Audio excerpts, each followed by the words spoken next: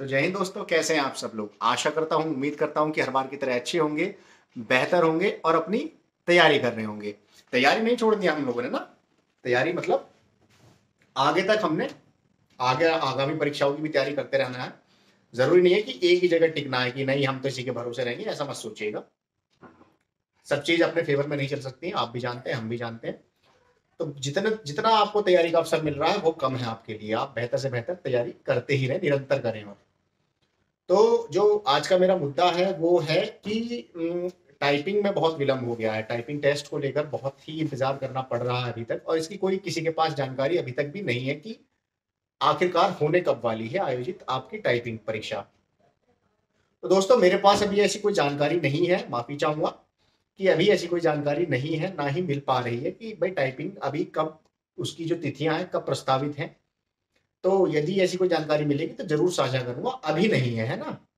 लेकिन इतना विलंब हो गया है तो इसके कुछ ना कुछ परिणाम ये या कुछ कहें इसके जो है रीजंस, और इसके कारण चलते हुए इसके परिणाम कुछ उनको मैं आपके साथ साझा करना चाह रहा हूँ कि हाँ भाई, टाइपिंग में इतना टाइम मिल गया है बच्चों को तैयारी करने का, तो अच्छी बात भी है।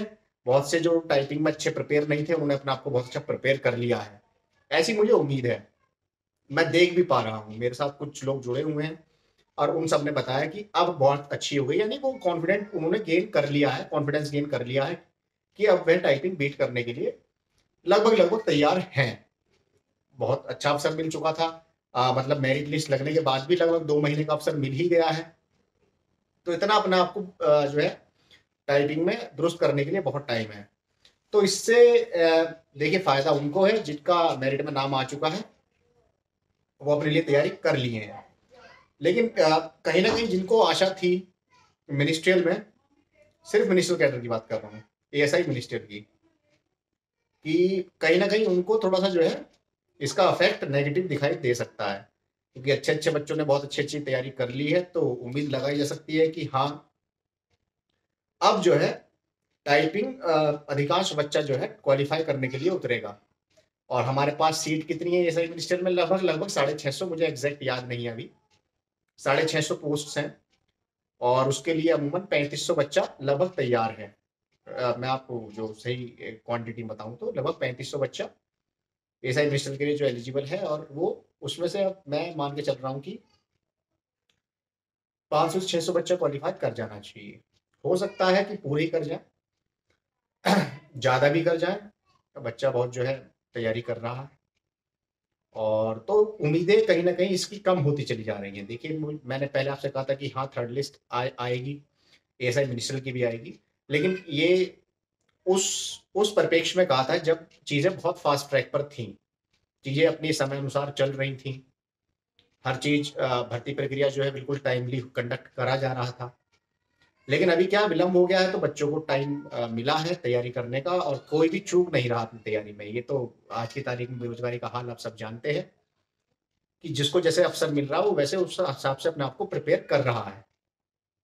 तो एसआई मिनिस्ट्रियल में संभावनाएं जो थी वो थोड़ी सी अब जो है दुर्लभ हो गई है मेरे लिए, कि हाँ, अब कोई जो है इसके बाद थर्ड लिस्ट शायद ही देखने को मिल जाए। बात करते हैं स्टेनो की और एएसआई अकाउंटेंट की। तो हाँ, यहाँ मैं अभी भी अपनी बात पर स्टैंड रखूंगा कि हाँ, यहाँ आपको थर्ड लिस्ट जरूर देखने को मिलने वाली है ना। और स्टेनो की तो और भी आपको देखने को मिलती रहेंगी, उसमें कोई समस्या नहीं आएगी। और ऐसा भी हो सकता है कि अगले जो लिस्ट निकले उसमें शायद एसआई स्टेनो की अलग से निकले और एएसआई मिनिस्ट्रियल की, मतलब एएसआई मिनिस्ट्रियल ना हो, सिर्फ स्टेनो की सेपरेट ही निकले और अकाउंटेंट की सेपरेट निकले। तो मैं आप लोगों को किसी भ्रम में नहीं रखना चाह रहा हूँ अभी कि अपडेट कुछ नहीं है, लेकिन हाँ, जितनी लेट अपडेट होती चली जा रही है उसके हिसाब से अपने आप को अपडेट कर रहा हूँ कि हाँ, ऐसा है। तो दोनों हैं भाई, जिनको नहीं आती थी उन्होंने अपने आप को तैयार कर लिया, उनका फायदा है मिनिस्टर पोस्ट के लिए। और जिनको ये लग रहा था कि शायद थर्ड लिस्ट में मैं कॉर्नर पे हूँ और मेरा आ सकता है, तो वहां उनके लिए थोड़ा सा जो है टेंस्ड माहौल हो गया है। तो यहाँ एक कहने वाली बात थी।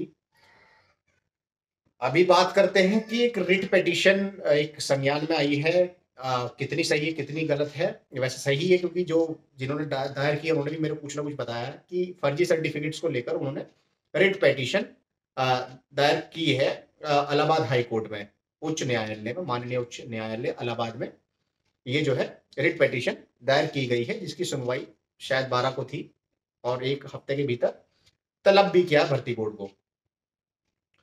तो बच्चों इसमें मैं एक आपको कोई ये गलत स्टेप नहीं है, मैं नहीं कहूंगा कि ये स्टेप गलत है या मैं आपको डिमोटिवेट कर रहा हूँ। ये मेरा देखिए मेरा ये सिलसिला नहीं रहता। बहुत से बच्चे इसको लेकर चिंतित रहते हैं कि सर आप कभी कभी ऐसे बात बोल जाते हो। देखिए मुझे पता है कि आप लोगों को वही चीज पसंद है जो आप सुनना चाहते हैं, आपको वो चीज अच्छी लगती है, दुनिया वो चीज बना के देती है आपको, इसलिए वो आप उनकी तरफ आकर्षित रहोगे।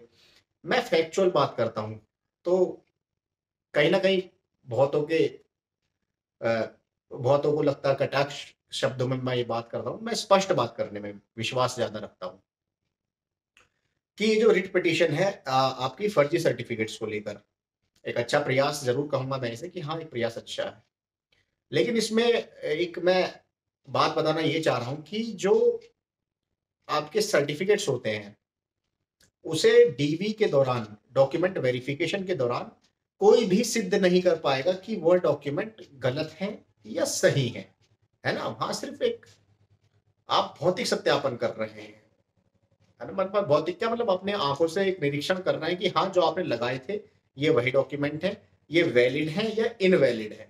सिर्फ यही आधार हो सकते हैं, वहां वहां कहीं भी ये आधार नहीं हो सकता। भर्ती बोर्ड के पास ऐसी कोई टेक्नोलॉजी नहीं है कि वो ये सिद्ध कर दे डीवी के दौरान ही कि भाई हाँ ये डॉक्यूमेंट फर्जी है, ये डॉक्यूमेंट ओरिजिनल है या ये जेन्युइन है। तो अब बच्चों की जो शिकायत है कि डीवी जो है अच्छे से नहीं गई, वहीं पे फर्जी बच्चे पकड़े जाते नहीं जाते, ये चीज नहीं कर सकते डीवी के दौरान। आप अगर खुद को एनालाइज करेंगे इस बात को तो आप बेहतर समझ पाएंगे। जो बोर्ड बैठता है सिर्फ वह ये देखता है कि जो आपने लगाए थे वो डॉक्यूमेंट्स हैं, क्या आपकी एलिजिबिलिटी के अनुसार आपके शैक्षिक योग जो आपके प्रमाण पत्र है ये सब सही है, वैलिड भी है या नहीं है। वो सिर्फ वैलिड इनवैलिड पे पहले फोकस रखते हैं, फर्जी वहां पर नहीं कर सकते, क्योंकि फर्जी या असली का जो बताएगा वो आपको जो शैक्षिक संस्थान जहां से आपने शिक्षा ग्रहण की है सिर्फ वही बता सकता है कि ये जो प्रमाण पत्र है ये हमारे द्वारा निर्गत है भी या नहीं भी, है ना। तो उसमें भर्ती बोर्ड के पास तो बहुत अच्छा, और चलती हुई रिक्रूटमेंट के दौरान ये केस एक्सेप्ट इसलिए हो रहा है कि गर्मा गर्मी ज्यादा चल रही है। मतलब ये इस बहुत ज्यादा ग्रेविटी नहीं है इसमें, मुझे नजर नहीं आ रही कि बहुत अच्छी ग्रेविटी है। हाँ शायद यूपीएसआई वाले स्टूडेंट के पास एक अच्छी ग्रेविटी है, उनके पास कुछ ना कुछ जो है अच्छे वैलिड प्रूफ्स हैं। लेकिन भर्ती चलती हुई में पुलिस प्रशासन या भर्ती बोर्ड के पास सीधा ये जवाब रहेगा कि भाई हम जो इसका भौतिक सत्यापन जो अंत में करेंगे, जब हम शैक्षिक जो संस्थाएं हैं जो शिक्षा दे रही हैं जब हम उनसे वेरीफाई कराएंगे तब पता चलेगा कि हाँ ये जेन्युइन है या ये फेक है। उससे पहले किसी को नहीं पता चल सकता। तो वो चरण चल रहा है, शायद भर्ती बोर्ड उसमें भी स्टेप ले रहा है और जेन्युइन रिजल्ट्स आपके सामने आएंगे। देखिए किसी को ये कह देना कि इसने फला यूनिवर्सिटी से ये कोर्स किया है तो ये फेक है ना, या इसने इस संस्था से किया है तो इसलिए फेक है, ये कहना भी पूर्णतः सत्य नहीं है या सही नहीं है। यूनिवर्सिटी से कोई बच्चा कर रहा है नहीं कर रहा है, लेकिन ये किसी ने गलत किया होगा, लेकिन क्या पता किसी ने सही किया हो। आप किसी यूनिवर्सिटी या संस्था को गलत नहीं बता सकते हैं कि इसने ये इसलिए फेक है क्योंकि इसने वहां से करी है। तो ये सब चीज ठीक नहीं लग रही है और ये कोई जेन्युइन रीजन भी नहीं है। तो यहाँ मेरे को लगता है कि जो ग्रेविटी है इस केस की वो कहीं ना कहीं थोड़ी वीक है, अभी तक वीक है। कोई इस बात को प्रमाण कर सके कि हाँ ये फेक सर्टिफिकेट इस कारण से है कि इसकी जो डॉक्यूमेंटेशन मैंने खुद करवाई है यूनिवर्सिटी से और यूनिवर्सिटी ने मना कर दिया मेरे को, ये मेरे पे चिट्ठी है कि ऐसा कोई स्टूडेंट नहीं पढ़ रहा था, ये पता नहीं कहाँ से इसने जो है बनवा लिया प्रमाण पत्र, ये हमने जारी नहीं किया है। हाँ उस आधार को अगर आप रखें कोर्ट में तो वो एक जेन्युइन प्रूफ माना जा सकता है। आपके शब्द पे या भावनाओं में कोर्ट पे फैसले या कोर्ट फैसले नहीं करता है। ये आप लोग अच्छे ग्रेजुएट हैं, आप लोग अच्छे पढ़े हुए हैं और आजकल तो मूल विधि भी पढ़े पढ़े ही लिया आपने, तो लगभग लीगल एस्पेक्ट्स आप सबको पता है, कोर्ट कचहरी हो गए। तो प्रयास आपका है, कोई दिक्कत नहीं है, ठीक है? आपका अपना समय है, आपका अपना पैसा है, आप उसे कैसे भी यूटिलाइज़ करें, लेकिन अपनी तैयारी ज़रूर करते रहें ना, कहीं इस भ्रम में या इस कि मैं इसको केस जीत कर और इस भर्ती में मैं जो है जुड़ जाऊँगा, तो ये चीज़ पूरी तरीके से अपने मन में लेके मत चलिएगा, है ना? चलिए, आपके हक में फैसला भी आता है, लेकिन इस बात की गारंटी कहाँ है कि हमारा या आपका सिलेक्शन फाइनली हो ही जाएगा? कहीं न कहीं हमें अपनी तैयारी जारी रखनी पड़ेगी। तो मेरा जो कहने का जो मेरा अ, वो है कि भैया अपनी तैयारी जारी रखें, आगे भविष्य के लिए, आगे बहुत आगामी परीक्षाएँ बहुत आ रही हैं, लेखपाल आ रही है, एनटीपीसी है, बहुत सारी चीज़ें हैं, आप सब जान रहे हैं।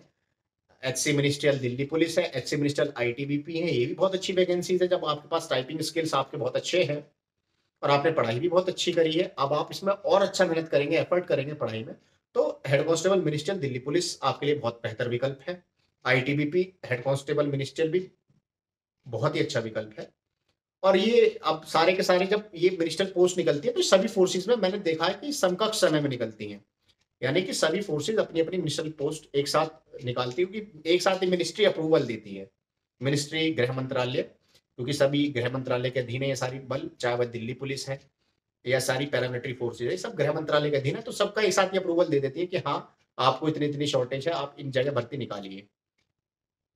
तो इस बेसिस पे ही ये सारी भर्ती समकक्ष समय में ही निकलती, चाहे वो बीएसएफ हो, आईटीबीपी हो, एसएसबी हो, सीआरपीएफ हो, सीआईएसएफ हो, असम राइफल हो, आपकी दिल्ली पुलिस हो, ये सब चीजें जो है एक साथ निकलती हैं। तो इसलिए आप लोग अपने आप को तैयार रखें, और कोई शक सवाल हो तो आप कमेंट में मुझे बता जरूर सकते हैं कि आपको यहाँ मेरी बात सही नहीं लगी, यहाँ गलत लगी, तो मैं प्रयास करूंगा कि ठीक करने का, कि अगर आप तक मेरी कोई चीज ढंग से नहीं समझ पाए हैं तो मैं उसको बेहतर समझाने का प्रयास कर सकता हूँ। तो रही ये अभी तक की मेरी यही बात, कोई अपडेट मेरे पास नहीं है, और कोई आपको दे रहा है, अच्छी बात है, दे रहा है, लेकिन मेरी लास्ट में एक छोटा-सा और आपसे निवेदन रहेगा कि आप लोगों को जो पेड कोर्स वाले पढ़ा रहे हैं, कोई भी हो, एक्स, वाई, ज़ेड हो, आप उनसे तैयारी कर रहे हैं, बहुत अच्छी बात है, तैयारी करिए। लेकिन उनकी हर कंटेंट पर बिलीव करना या पढ़ाई से अलग कंटेंट पर बिलीव कर लेना, ये एक औचित्य नहीं है छात्र के लिए। आपको सिर्फ़ उस चीज़ पर फ़ोकस रखना है जिस चीज़ के लिए, जो आपके लिए ज़रूरी है, सही है। गलत चीज़ों पर फ़ोकस रखेंगे, उससे आपका मानसिक तनाव बढ़ता रहेगा। और उनका क्या है, उन्हें तो पेड कोर्स से पैसा मिल रहा है, उनके चैनल का व्यू बढ़ रहा है, वो वहाँ से भी कहीं न कहीं पैसा कमा ही रहे हैं। सब चीज़ आप सोच सकते हैं, समझ सकते हैं। देखिए, बिज़नेस करना गलत नहीं है, वो अपना बिज़नेस कर रहे हैं, वो डिपेंड आप ही के ऊपर है, वो उनका बिज़नेस पे कि आपका रिस्पॉन्स उनकी तरफ बेहतर है, तो वो आपको कंटेंट वही देते रहेंगे, जो आप सुनना चाहते हैं, है ना? जो उन्हें दिख रहा है कि आपको क्या लग रहा है, आप क्या सही मानते हैं, क्या गलत मानते हैं। तो दोस्तों, आज के लिए बहुत है, और ऐसे ही मिलते रहेंगे आपके साथ, कोई नई अपडेट आएगी तो ज़रूर आपके साथ साझा ज़रूर करेंगे। तो ज बने रहिएगा, जुड़े रहिएगा, आपके भाई की तरह हैं, आपको गलत राय नहीं देना पसंद करेंगे कभी भी। हम नहीं चाहेंगे कि आपके भविष्य के साथ कभी भी किसी प्रकार का खिलवाड़ हो, और लगे रहें, तैयारी करते रहें, मिलते रहेंगे ऐसे ही। चलिए, आज के लिए बहुत है दोस्तों। जय हिंद।